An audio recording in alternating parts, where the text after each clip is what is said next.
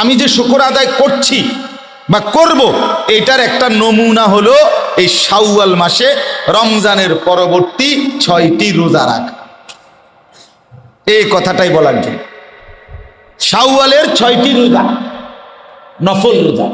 রাসূলুল্লাহ সাল্লাল্লাহু আলাইহি ওয়াসাল্লাম বলেছেন, মান সামা রমাদানা, যে ব্যক্তি রমজান মাসের রোজা রাখলো, সুম্মা আতবাআহু সিত্তাম মিন শাওয়াল, অতঃপর শাওয়াল মাসের 6টি রোজা এটার সাথে মিলালো, কানা কাসিয়ামিদ দাহর, সে যেন পুরা 1 বছরের রোজার সওয়াব পেয়ে গেল। পূর্ণ বছর। কিভাবে? মুফাসসিরিনে কেরাম লিখছে, আপনার সহজ হিসাব, যেই কোনো নেক আমলের প্রথম পুরস্কার 10, একের সারা বছর সব সময় 10-এর নিচে নাই।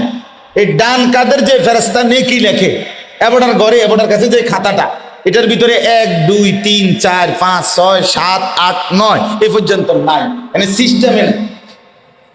বোঝেন নাই কথাটা? ওনার এখানে এই 9 পর্যন্ত কোনো ঘরে নাই। প্রথম শুরুই কত থেকে? 10 থেকে শুরু, এর নিচে নাই।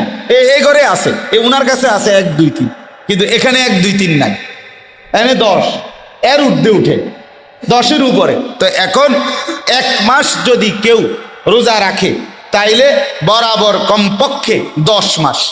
একে কত? 10, তাইলে কত হইল? 1 মাসে 10 মাস। না, এমনি হিসাব কর, 1 মাসে কয় মাস? ওই 300 কেন বললাম না? কোনো মাস 29 দিনে যায়, কোনো মাস 30 দিনে যায়। তো এটা লইয়া কোনো চিন্তার বিষয় না। আমার মাস 29 দিনে হইলেও মাস, 30 দিনে হইলেও কি মাস।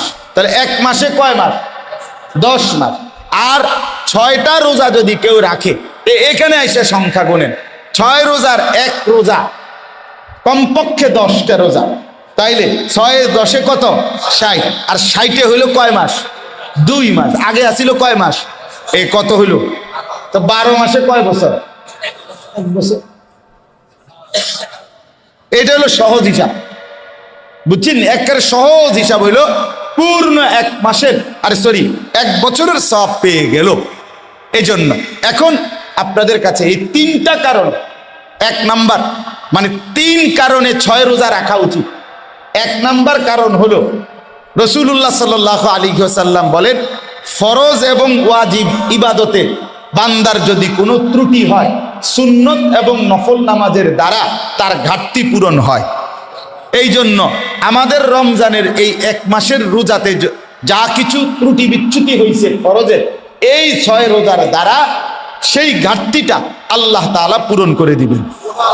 2 নাম্বার কোন ইবাদত, দ্বিতীয় কারণ হইল 6 রোজা রাখার কি কারণে রাখবেন? দ্বিতীয় কারণ হইল কোন ব্যক্তি কোন ইবাদত করার পর এটা কবুল হয়েছে কিনা, আল্লাহর কাছে কবুল হলো কিনা। আমাদের এরকম একটা মানসিক প্রশ্ন আছে কিনা, আল্লাহ কইতে আরে ভাই কবুল হলো কিনা, আল্লাহ যদি কবুল করে আরে আমরা কই না। এটার একটা দুনিয়াবি নমুনা আছে সহজ, কোন ব্যক্তির আমল কবুল হলো কিনা এটার একটা বাহ্যিক নমুনা, দুনিয়াতে বুঝার একটা বাহ্যিক সিস্টেম আছে। কি জানেন? সেইটা হলো কোন ব্যক্তি কোন নেক আমল যেটাই হোক, জিকির, তেলাওয়াত, দান, সাদাকা, নামাজ, রোজা, বন্দেগী যাই করে, ওইটা করার পরে ওই ইবাদতটা যদি পুনরায় আবার করার তৌফিক পায়, সুযোগ পায়, এটা বুজুর্গরা হাদিসের আলোকে বলছেন, এটা প্রমাণ করে তার পেছনের ইবাদতটা কবুল হল।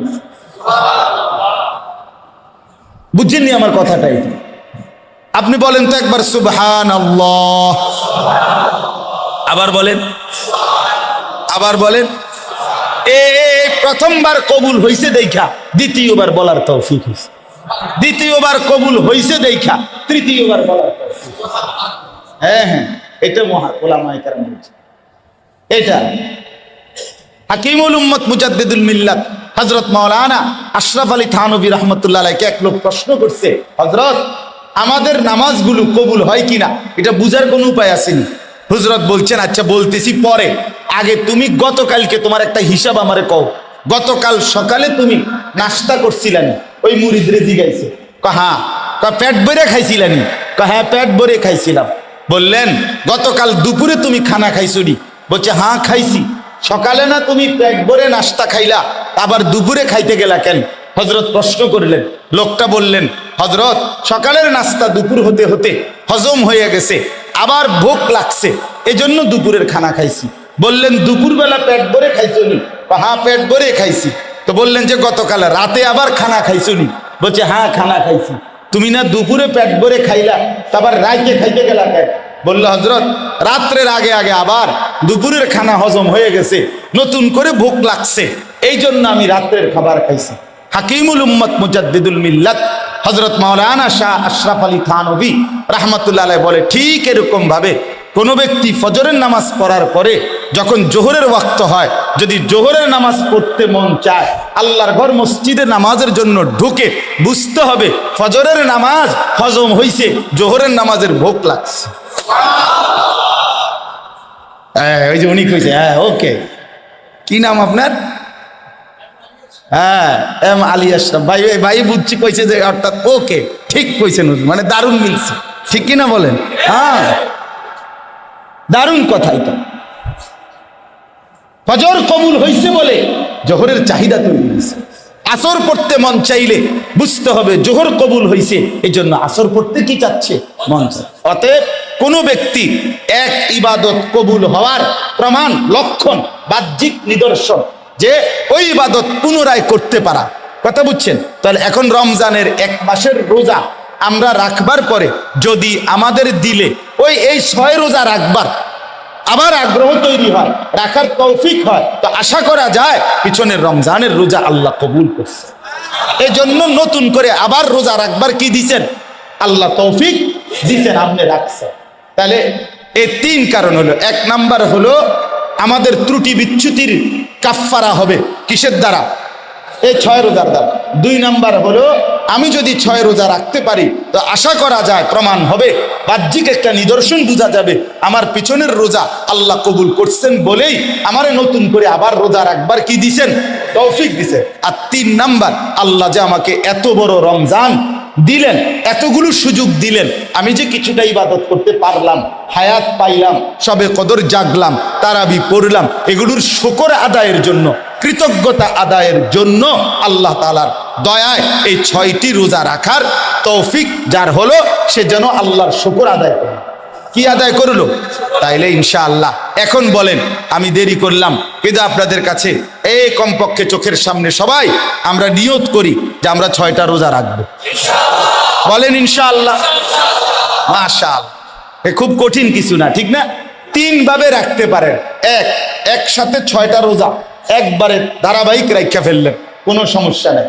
2 নাম্বার, পুরা মাস মিলাইয়া আপনি 2টা একটা কইরা, একটা রাখেন, বন্ধ করেন, আবার 2টা রাখেন, আবার রাখেন, মানে এভাবেও রাখতে পারেন, কোনো অসুবিধা নেই। ভাঙ্গা পুরা মাস মিলাইয়া, আজকে 2 তারিখ নাকি, আজকে শাওয়ালের 2য় দিন না, তো আপনি হিসাব করবেন, এই আর ভিতরে আপনি ভাঙ্গা 6টা রোজা পূর্ণ করবেন। সহজ একটা বুদ্ধি আমার শায়েখ আল্লামা মুফতি মুশতাকুর নবী কাসেমি হুজুর বলছে, সোমবারে আর বৃহস্পতিবারে রোজা রাখা নবীজির একটা সুন্নত আমল। আপনি যদি এই সোমবারে আর বৃহস্পতিবারে রাখেন, তাহলে ওই সোমবার বৃহস্পতিবারের রোজা রাখার আমল এটাও আদায় হইল, আপনার 6 রোজাও কি হয়ে গেল? 3 সপ্তাহ রাখলে আপনার 6 রোজাও কি হয়ে গেল? আদায় হয়ে গেল এই মাসে।